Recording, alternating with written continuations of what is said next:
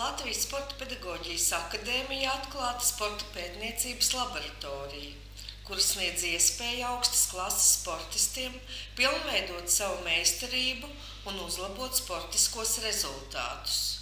Analizējot, cik labi ir atlēta izmantojamā tehnika attiecīgajā sporta veidā un cik efektīvi viņš izmanto savu spēku rezultātu sasniegšanai. Laboratorijas uzdevums ir piemeklēt sportistam piemērotāko kustību izpildes tehniku mērķa sasniegšanai un traumu riska mazināšanai.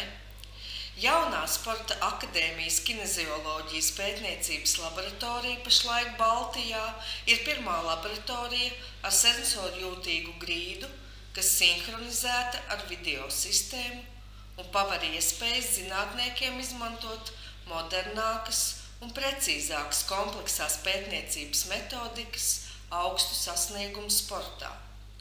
Laboratorijas darbības virzieni nav saistīti tikai ar augstu sasniegumu sportu. Tā ir izmantojama arī veselības aprūpē, lai novērtētu cilvēka stāju, pēdas velvju stāvokli, veiktu gaitas analīzi, kā arī noteiktu cilvēka līdzsvara un ķermeņa svara sadales asimetriju.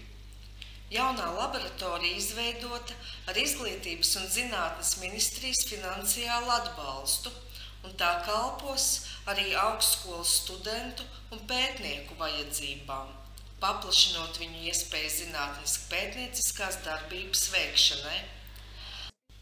Kinezioloģijas pētniecības laboratoriju vadīs jaunā zinātniece, sporta biomehānikas speciāliste, zinātņu doktore Anna Zuša.